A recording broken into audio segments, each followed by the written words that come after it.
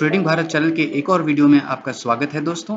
तो दोस्तों शुरू करते हैं आज की सबसे पहली खबर के साथ। तो साइएंट डीएलएम नाम की कंपनी जो एरोस्पेस सेक्टर में काम करती है और डिफेंस सेक्टर में भी काम करती है, इसके क्वार्टर 2 के रिजल्ट्स फिलहाल आ चुके हैं। कंपनी ने पिछले 1 साल में 100% का बढ़त अपने प्रॉफिट में करके दिखाया है। 14.6 करोड़ का प्रॉफिट इसका क्वार्टर 2 में रहा। डिटेल में बात करें दोस्तों तो 170 करोड़ रुपए के पिछले साल के इसी क्वार्टर के रेवेन्यू के सामने 291 करोड़ रुपए का रेवेन्यू कंपनी ने कमाया है, जिसमें हमें 71% की बढ़त दिखाई देती है। साथ ही अगर हम कंपेयर करें पिछले क्वार्टर से दोस्तों, तो पिछले क्वार्टर में कंपनी ने 217 करोड़ रुपए का रेवेन्यू जनरेट किया था, जिसमें अगेन हमें 34% की बढ़त दिखाई देती है। अगर हम प्रॉफिट बिफोर टैक्सेस की बात करें दोस्तों, तो पिछले साल के इसी क्वार्टर में कंपनी ने 18 करोड़ रुपए का प्रॉफिट बिफोर टैक्स कमाया था, जिसमें हमें अब बढ़ करके 27 करोड़ रुपए के आसपास हो चुका है, यानी कि 51% की बढ़त हमें इसमें भी दिखाई दे रही है। साथ ही साथ अगर हम पिछले क्वार्टर से अगर इसी प्रॉफिट बिफोर टैक्स को कंपेयर करें दोस्तों, तो पिछले साल के इसी क्वार्टर में कंपनी ने 16 करोड़ रुपए का एक प्रॉफिट बिफोर टैक्स बनाया था, जिसमें हमें 70% की बढ़त देखने को मिल रही है। तो कहीं ना कहीं प्रॉफिट बिफोर टैक्स में भी अच्छी बढ़त देखने को मिल रही है और रेवेन्यू में भी अच्छी बढ़त देखने को मिल रही है। साथ ही साथ हम इसके नेट प्रॉफिट्स को भी देख लेते हैं दोस्तों। नेट प्रॉफिट्स में कंपनी ने पिछले साल के इसी क्वार्टर में 7 करोड़ रुपए का प्रॉफिट कमाया था, जो कि जैसा कि बताया गया रिपोर्ट में कि 100% से ज्यादा हो चुका है। अब 14.6 करोड़ रुपए का प्रॉफिट कंपनी का इस क्वार्टर में हो चुका है। पिछले क्वार्टर से अगर कंपेयर करें दोस्तों, तो जून क्वार्टर में 5.36 करोड़ का कंपनी ने प्रॉफिट कमाया था, जिसमें अगेन हमें 3 गुना के आसपास रिटर्न देखने को मिला, यानी बढ़त देखने को मिली है, यानी 173.32% की बढ़त देखने को मिली। तो ओवरऑल इसमें बहुत ही अच्छी बढ़त देखने को मिली है। खबर आने के बाद मार्केट खुलते ही हमें एक बहुत ही अच्छी बढ़त इसमें देखने को मिली है। 747 रुपए का हाई लगाने के बाद ये स्टॉक में हमें वापस से थोड़ा सा करेक्शन या प्रॉफिट बुकिंग आते हुए दिखाई देती है। उसके बाद ये पूरे दिन भर ये स्टॉक कंसोलिडेशन जोन में काम करता हुआ हमें दिखाई दिया। अगर हम बात एक हफ्ते की करें दोस्तों, तो 6.27% के की बढ़त हमें इसमें पिछले एक हफ्ते में दिखाई देती है। साथ ही साथ चार्ट पैटर्न को देखने पे ये भी पता चलता है कि कंपनी के स्टॉक में ओवरनाइट अचानक बहुत ही ज्यादा बाइंग आ जाती है। जैसा कि हम देख सकते हैं दोस्तों, ये अचानक बाइंग किसी न किसी वजह से आती है, लेकिन यहाँ पर हम ये भी कॉन्क्रीटली समझ सकते हैं कि कोई ना कोई इंस्टीट्यूशनल प्लेयर्स इसमें पैसा लगा रहे हैं। जब भी ये बाइंग आती है, बाइंग आने के बाद अगले दिन मार्केट खुलने के बाद किसी तरह का कंसोलिडेशन या प्रॉफिट बुकिंग आती है, फिर बाइंग आने के बाद कंसोलिडेशन या प्रॉफिट बुकिंग आती है दोस्तों। तो कहीं ऐसा पता चल रहा है कि यहाँ पे बड़े इंस्टीट्यूशनल प्लेयर्स कुछ ना कुछ इसमें काम कर रहे हैं अपना। लेकिन हम फिलहाल 1 साल के चार्ट को अगर देखें दोस्तों, तो हमें 1 साल के चार्ट पे ये अपने एक रेजिस्टेंस के आसपास पहुंचता हुआ दिखाई दे रहा है। यहाँ से अगर ये स्टॉक ब्रेकआउट दे देता है तो हमें इसमें एक अच्छा उछाल भी देखने को मिल सकता है, लेकिन और भी चीजों को गौर करने की जरूरत है। कंपनी का मार्केट कैप दोस्तों 5,446 करोड़ रुपए का, यानी कि एक स्मॉल कैप कंपनी है। अगर हम पीई रेशियो की बात करें तो मार्केट के पीई से काफी ज्यादा, यानी 43.12 इसके इंडस्ट्री का पीई है और इस स्टॉक का पी 171.69 चल रहा है दोस्तों, जो कि काफी ज्यादा है। अगर हम डेप्ट इक्विटी रेशियो की बात करें तो 1.8 का डेप्ट इक्विटी है, यानी कि कंपनी अपनी जितनी इसकी फाइनेंशियल स्ट्रेंथ है उससे कहीं ज्यादा फिलहाल कर्जे में दोस्तों। तो कोई बहुत सेफ स्टॉक तो ये नहीं नजर आ रहा है। लेकिन हम जानते हैं दोस्तों कि स्मॉल कैप कंपनीज होती ही ऐसी हैं, उनमें रिस्क होता है। जो कोई इन्वेस्टर्स अगर यहाँ पर रिस्क लेकर के काम करना चाहें तो फिलहाल क्योंकि एक वॉरफेयर की सिचुएशन भी चल रही है और डिफेंस में काम करने वाली कंपनीज को कुछ बड़े ऑर्डर्स मिल सकते हैं, ऐसी अगर आपको उम्मीद है तो यहाँ पर कुछ ना कुछ एक इन्वेस्टमेंट या ट्रेडिंग अपॉर्चुनिटीज बनती हुई दिखाई देती हैं। अगर ये स्टॉक यहाँ से ब्रेकआउट लेता है तो फिलहाल चलते हैं अगली खबर।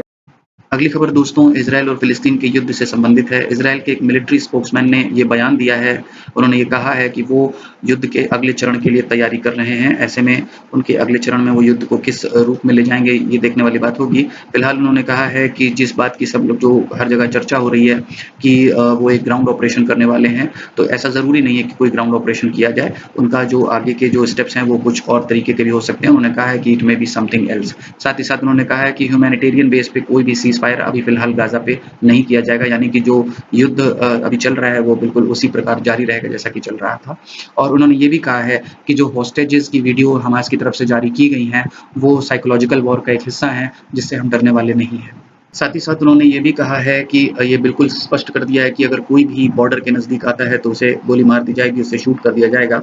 और उन्होंने ये भी बात कही है कि जो युद्ध में वेपन्स का इस्तेमाल कर रहे हैं वो वही वेपन्स होंगे जो इंटरनेशनल लॉ में परमिटेड हैं, यानी कि ऐसे कोई भी हथियार नहीं इस्तेमाल किए जाएंगे जो इंटरनेशनल लॉ में परमिटेड नहीं है या जिनको प्रतिबंधित कर रखा गया है। साथ ही साथ उन्होंने ये भी कहा कि वो कोशिश कर रहे हैं कि कोलैटरल डैमेज यानी दोनों ही तरफ के जान माल का नुकसान कम से कम हो।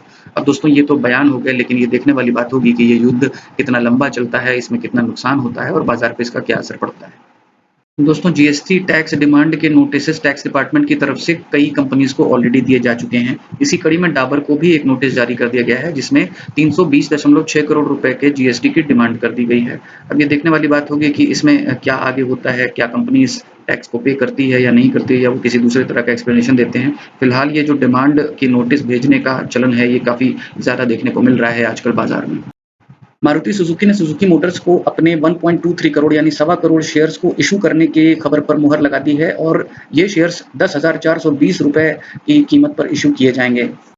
खबर आने के बाद से मारुति सुजुकी इंडिया लिमिटेड का स्टॉक 10,795 रुपए का हाई लगाने के बाद अचानक 10,619 तक नीचे आ गया। हालांकि बाद में हमें स्टॉक के प्राइस में काफी हद तक रिकवरी आती हुई भी दिखाई दी, लेकिन अभी भी यह आशंका बनी हुई है कि इस खबर का इम्पैक्ट मार्केट में भी कुछ दिन और चल सकता है।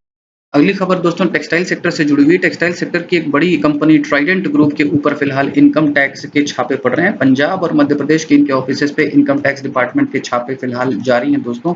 अगर सूत्रों की बात करें तो सूत्रों के हवाले से ये हमें बताया गया है कि 35 टीमें इनकम टैक्स की तरफ से, डिपार्टमेंट की तरफ से लुधियाना में फिलहाल इसी एक कंपनी के ऊपर जांच का काम कर रही हैं। खबर आने के बाद दोस्तों कंपनी के स्टॉक में हमें 2.56% यानी तकरीबन 2.5% की गिरावट देखने को मिली। क्या इनकम टैक्स वाले जांच के बाद पाएंगे, उसके ऊपर क्या कार्रवाई करेंगे, ये तो आगे देखने वाली बात होगी दोस्तों, लेकिन फिलहाल अगर आप इसमें इन्वेस्टेड हैं तो सावधान हो जाइए। अगली खबर में दोस्तों टाटा मेटालिक्स के भी स्टैंड अलोन रिजल्ट्स आ चुके हैं क्वार्टर 2 के लिए। अगर हम देखें तो पिछले साल के इसी क्वार्टर में कंपनी ने 876.98 यानी 877 करोड़ रुपए का रेवेन्यू कमाया था, जो कि इस साल घट करके 754 करोड़ रुपए रह गया है, यानी कि हमें 14% के आसपास की कमी आती हुई दिखाई दे रही है। लेकिन अगर हम पिछले क्वार्टर यानी कि जून 2023 के क्वार्टर से कंपेयर करें तो कंपनी ने 650 करोड़ रुपए का रेवेन्यू कमाया था, जिससे हमें 16% की फिलहाल बढ़त आती हुई दिखाई दे रही है।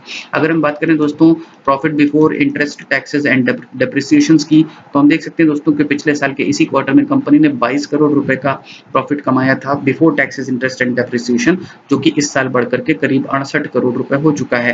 यानी कि परसेंटेज वाइज अगर देखा जाए तो 200% के आसपास की हमें बढ़त दिखाई दे रही है।